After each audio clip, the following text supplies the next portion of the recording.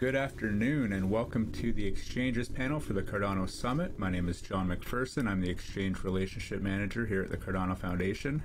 We have a great panel today on how exchanges enable market adoption. Things you're going to learn today are how exchanges support the growth of the blockchain ecosystem and how exchanges evaluate blockchain projects. So I think we should start with introductions. I guess Oscar will go first, then Adam, then Ben, and then Kwon. Okay, thanks so much, John. So I'm Oscar, and you can also call me Lane. I'm from Huobi Global. Right now, I'm covering the investment side for our listing department. I joined the industry like for 4 years. I really enjoy the exponential growth of this industry. I'm very pleasure and honor to be here with all the great panelists. Thanks so much. Hello, everybody. My name is Adam O'Neill. I am the Chief Marketing Officer for Bitrue. I've been in the cryptocurrency industry for about 3 or 4 years now, and I'm very happy to have this opportunity to come and speak at the Cardano Summit.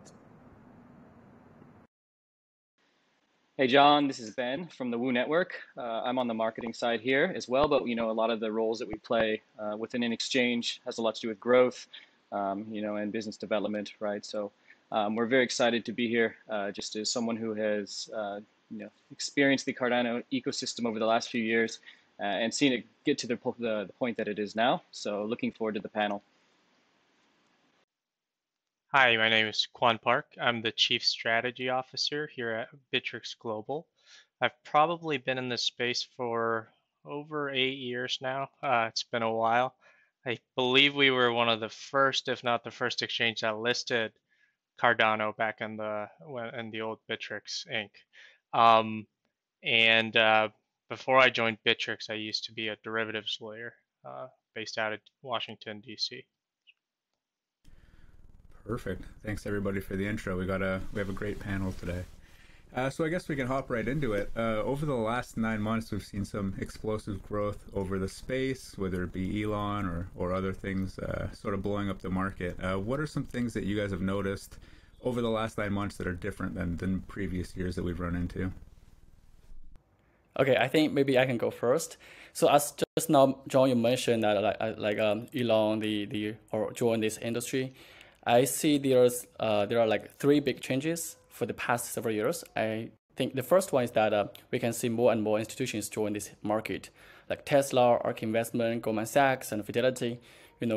So many people compared this year's bull market with 2017. They would say this is like an institutional bull market. So that's the first one.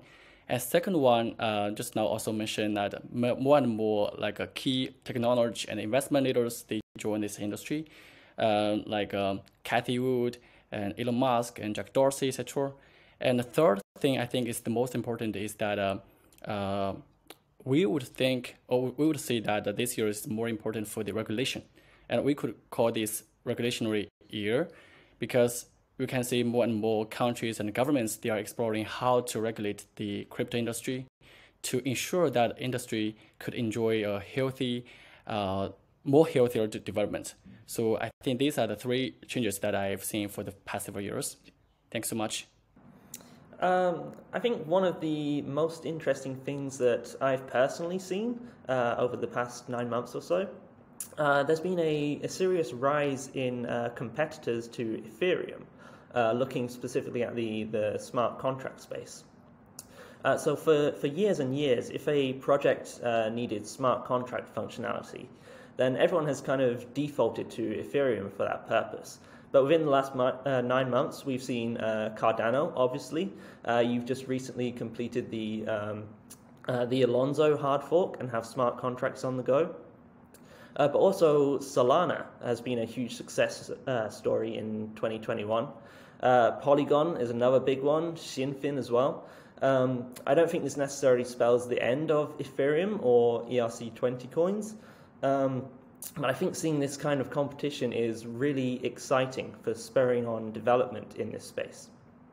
Yeah, I'll just add to that. I think both of those comments are right. We're seeing the rise of institutions. The institutions that I saw coming into this space were, maybe 3-4 years ago, were mostly mostly folks that were trading their own funds, right? The proprietary trading institutions. Now we're seeing more funds coming in. A lot of that probably has to do with regulation. We need clear rules. I think people are starting to trust the space, some of the parties in the space. That's very important. Security is very important. Coinbase with their IPO, and you see a lot of companies in this space that are actually becoming bigger than traditional financial institutions. It's building that trust and really coming back to the last comment is there's more competition to Ethereum, which is good, but we're seeing some of these developments, some of these wallets. Bittrex has probably seen over 1,000 blockchains over the span of its lifetime. Some of it worked, some of it didn't, but you're really seeing communities form, develop, and keep working on these projects. Cardano is one that we're very excited about, and with that, you're just going to naturally see people get excited and enter this space. So, um, you know, trust, regulation, innovation, like all of those things together. Yeah, if I could add on to what everyone said here, and I think this ties in more maybe to the theme. Like one thing we're seeing definitely is like a paradigm shift between the powers that exchange has had over the industry, whereas before they were kind of the gatekeepers in a lot of ways. You know, they had the users, the tokens had to come to them as a way to get access to these users. But now we're seeing, you know, a lot of the projects, obviously DeFi is building their own exchanges, and then the exchanges have to innovate, right? They have to find ways to connect these different ecosystems together, right? And then that creates like more mutually beneficial relationships there. And then of course, finally, like you see a lot of these exchanges, the products are turning to the platforms themselves, right? To the building on DeFi or building yield products within these blockchain ecosystems, right? So the balance of power has shifted a lot, and I think that's a good change because it's forcing exchanges to innovate in a lot of ways. Yeah, absolutely. And as you had mentioned, Ben, the role of exchanges does continue to change and involving greater participation with the communities. How do you see exchanges adding value beyond these trading venues? What other venues do you see exchanges adding value to the ecosystem with? Well, I guess I'll go first this time. I guess our role at Woo Network, we're a little bit different because we're liquidity providers. So we try to work with a lot of exchanges, such as the ones that you have here as well on the panel, to make sure that the liquidity is like aggregated and supplied across. So that's one utility that that we provide, and then just linking, I guess, these DeFi ecosystems in bridging that, because that's really what we want to avoid is having all these fragmented, liquidity across all these different networks and exchanges. So that's one of the I guess the core values that we try to provide, and we're going to try to provide even more going forward. Perfect. And all right. So now on to due diligence on projects. How are exchanges these days with things? We've noticed a lot of rug pulls. We've noticed a lot of projects. It's very difficult to navigate the space of which projects can be legitimate early off the bat and which projects are not so much. So how are you guys performing due diligence on these projects to see if they are legitimate or not, or worthy of adding? I'm happy to go first. Uh, our listing procedures have evolved over the years. A lot of that has to do with regulation. Obviously, we're always seeking. People say we want rules, but you need. It's so that we have clarity to operate the business. Bittrex Global, the spot exchange for our utility tokens, we're licensed in Liechtenstein under the Blockchain Act, and every asset that we list has to go through what we would call 3 levels of due diligence. So there's technical due diligence, of course, corporate project due diligence that we conduct on all the teams. And then there's legal and compliance due diligence. So, negative news screening, making sure all the partnerships they claim are real, and and also making sure that the asset is not a financial instrument or an e-money product in the European Union. So, like for us, I think it's great to have that guidance, the clarity, and it's one of those things that we look for, or one of those things that the project has to go through in order to get listed. Now, as far as like what's going to succeed and what's not, and you know, I'm no expert. If I could predict that, I'd probably running a fund right now or doing something different, right? And we're an exchange. We're agnostic. We're here to give projects a chance to get access to our users. We all know blockchain is all about network effects. So we're here to be an incubator, not by just investing in projects per se with money, but giving them that platform to thrive. So we're always looking for good projects. There's no right answer. There's trends all the time. Technology is always evolving, and we're just here to support it with clear rules that we have under the Blockchain Act. Perfect. Oscar, Adam. Yes, I think for Huobi, I think in the similar as Bittrex, we also have a very strict and very in-depth due diligence process, not only for listing, but also for investment and potentially like for incubation. So first of all, we have a very big team. Even before the due diligence, we have initial screening. We also have evaluation. Then we'll come to the very in-depth due diligence. We have a team to conduct that. And usually that will take about like 2 weeks or even longer, because we think the regulation would be one of the most important factor for every asset that we list or every project that we invest. This is the first thing. And the second is that when we do the due diligence, we'll do on many dimensions. For example, the team itself, especially the core team members and the product and even their investors. So basically, we have very strict due diligence to make sure that we follow every regulation. Yes, thank you. Yeah, adding on to what Oscar said, like obviously we're more because we tend to aggregate liquidity from other sources, and so we work with other exchanges. So I don't think we're as retail facing maybe as the projects like Huobi or Bittrex or Bitrue will be interfacing with. So I guess we have less headaches on this side in terms of trying to separate the wheat from the chaff and making sure the regulation's on point. But it's very interesting to hear from guys like Oscar and Kwon, because they must be doing this quite a bit. I would be curious what their personal ways of like evaluating these projects must be. So at Bitrue, we have kind of a very open company culture. So what we encourage everyone at our company to do is to keep an eye on industry news all the time. So whether you're senior management or just like a customer service intern, we encourage everyone to point out growth areas and coins that they believe have the potential to grow quite significantly. So once we've kind of identified these high potential coins, we then have a listing team of 4 to 5 people who will then, they will go out and research the coin. They will then start speaking directly with the team members to make sure that they're legitimate and that they are a project that our users will find very valuable.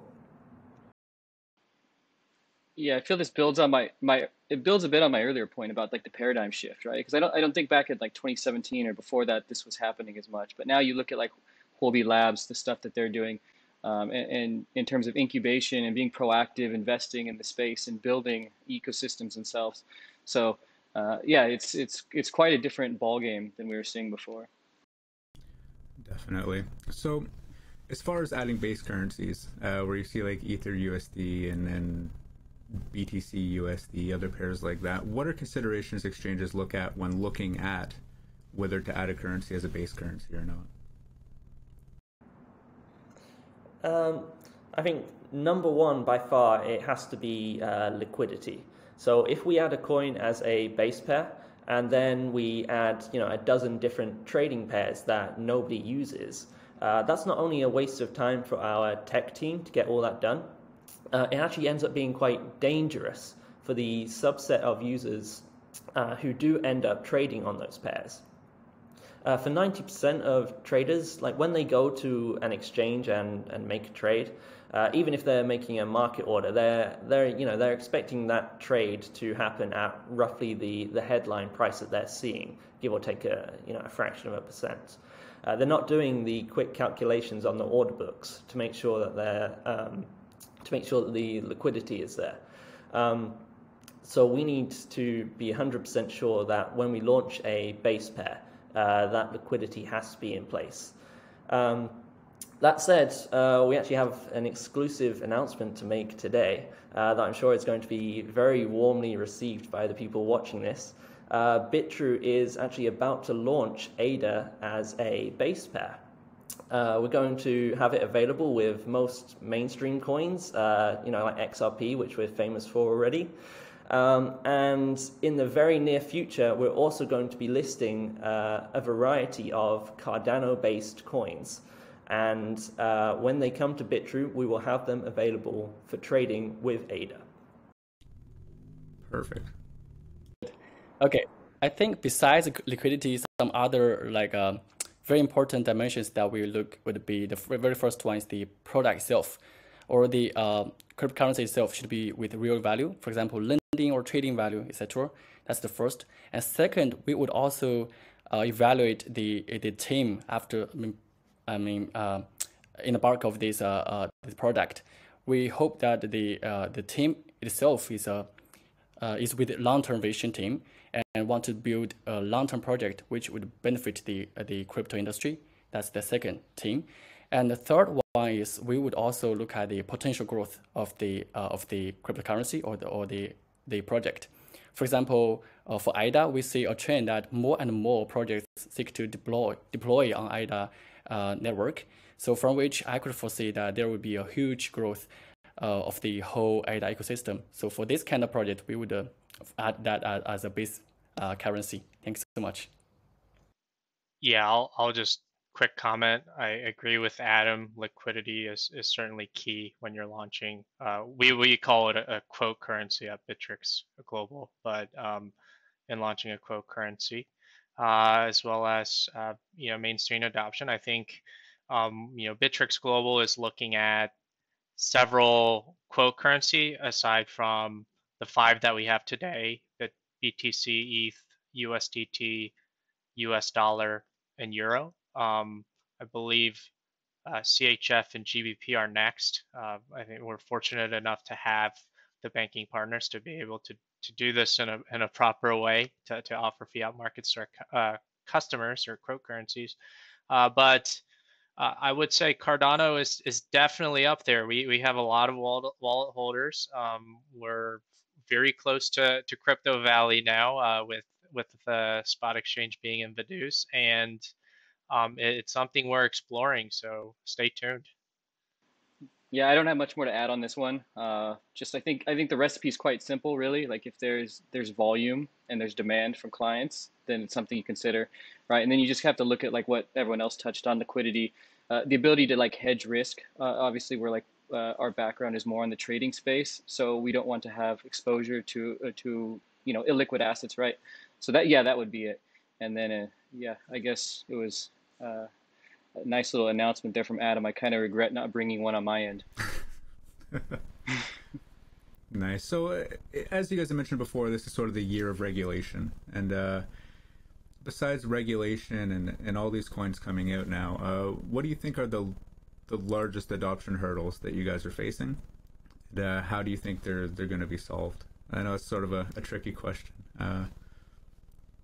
But I guess what do you see as the biggest adoption hurdles in the space at the moment?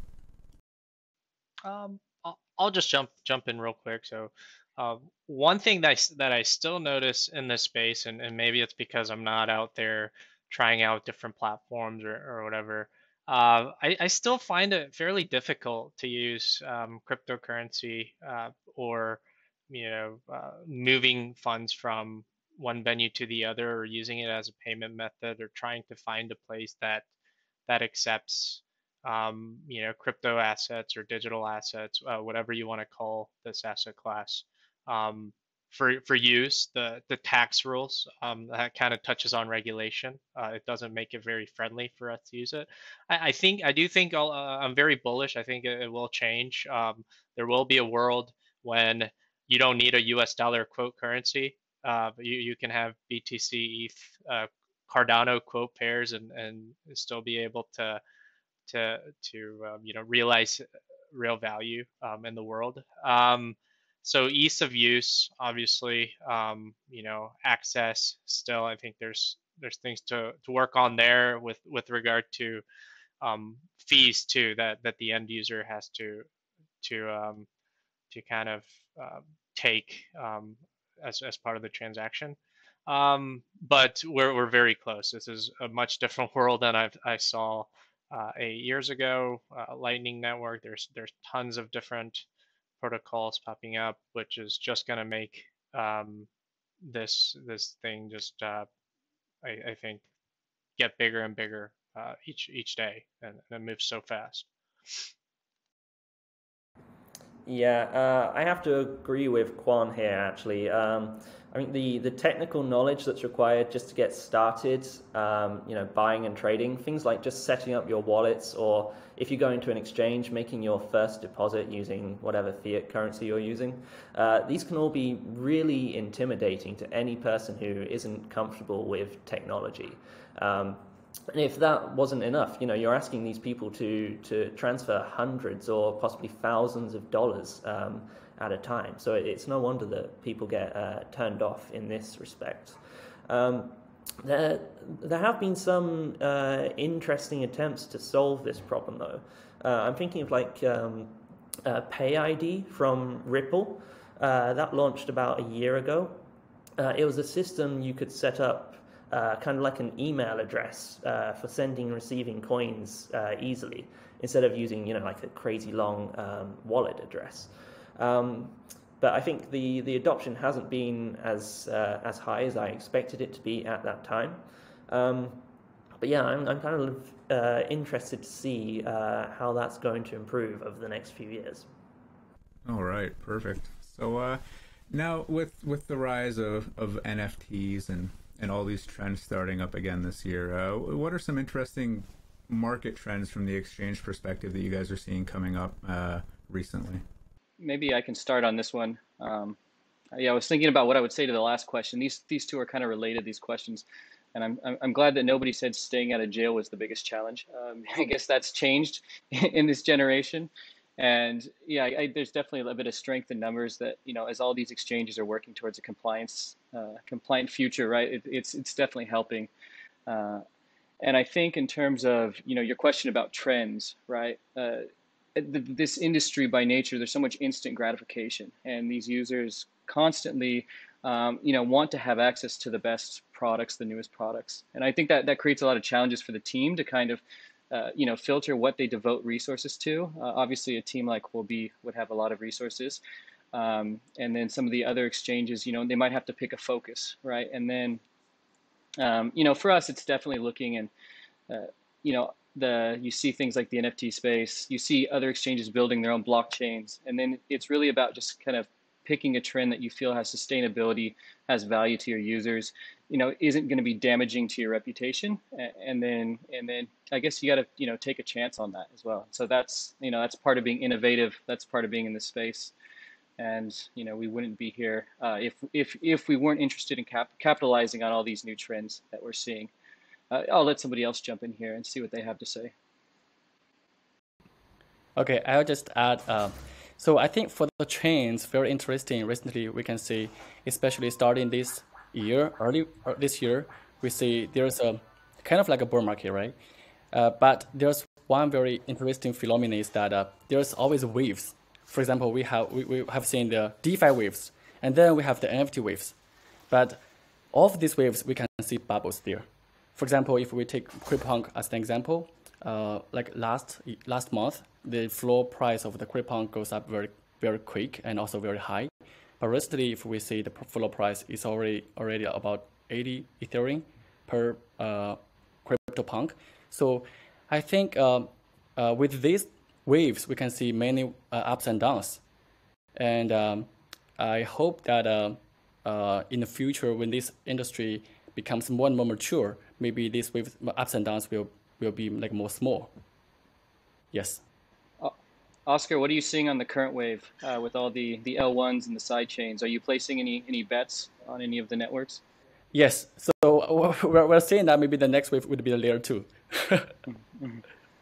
Right.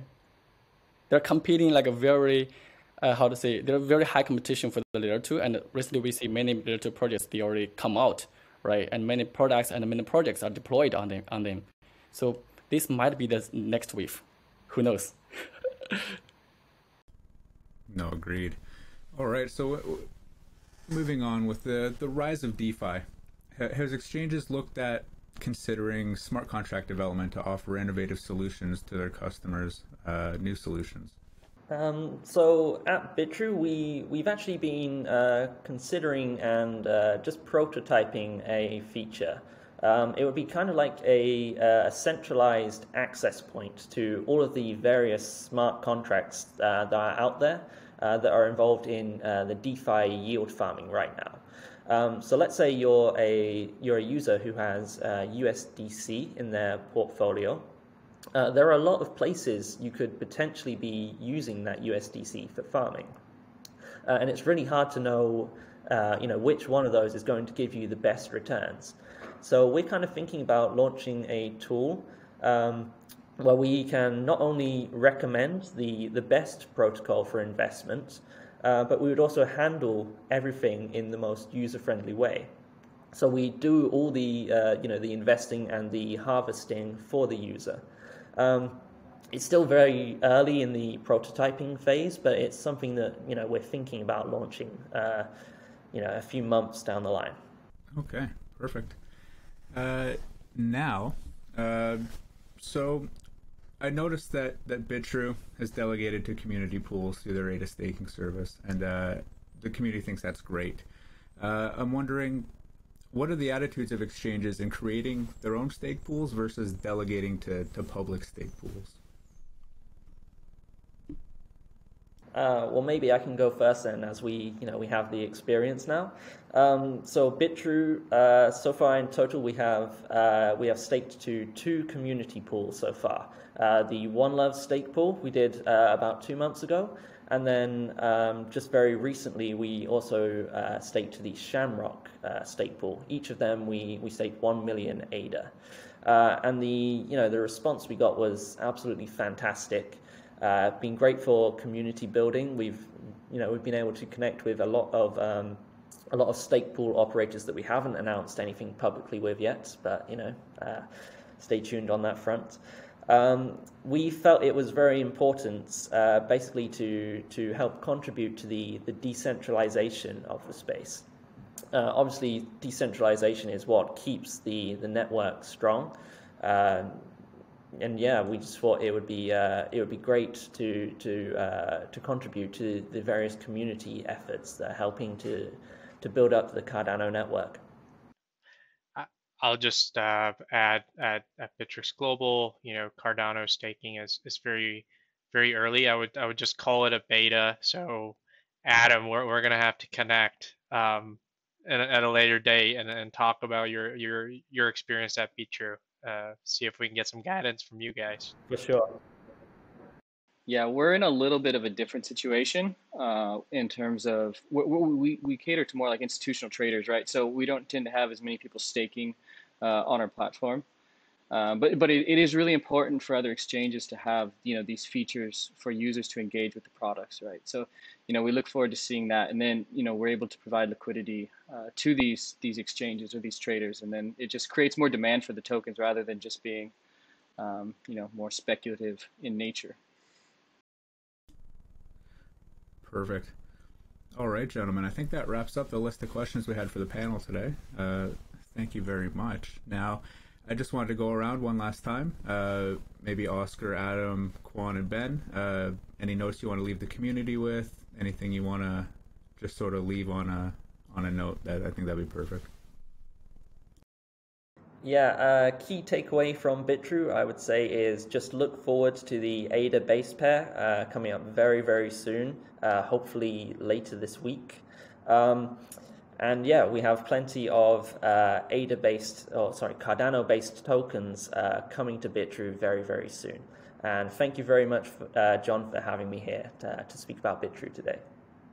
Okay, so because I cover the investment for Cardano ecosystem projects, so I would say that, as I said just now, there are a lot of projects that I talk with, they are planning to deploy on the ADA network. So I would say maybe there will be a big potential for the ADA ecosystem, and I'm very looking forward to that. Same here. Thank you, John, for having me and Bittrex Global being represented on this panel. Just one thing, we'll always provide support to our Cardano marketplace. We're very close to the foundation, and in terms of proximity now, we really like that fact. As far as the community goes, I mean, we're always here to listen. We're looking for new innovations on Cardano. We want to talk to the projects. We want to hear feedback, and just help grow. Bitrue, Woo Network, Huobi, we're all represented on this panel. I think there's tons of room for all of us to kind of work together to grow this space and to support good projects and foundations like Cardano. So thank you, everybody. Yeah, I guess I'll just wrap up my side by saying that it's very exciting to see that Cardano is coming out with smart contracts now, because that's going to open up so many more opportunities for DeFi projects, which will bring more tokens. So I'm probably going to want to compare notes with Oscar at a later point to see what he's seeing in the Cardano ecosystem. And then just, like you said, learning from guys like Adam and Kwon about what products they're doing, and then how like Woo Network fits into this in terms of supporting liquidity on the institutional side.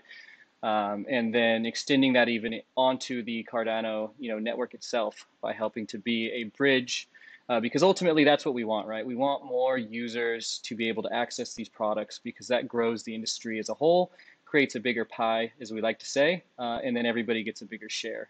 And that's the ideal situation for all of us. Perfect. Thank you, everybody, for your time today. We really appreciate it. Thank you for your continued support of Cardano. And yeah, thank you very much. And it's been a great panel.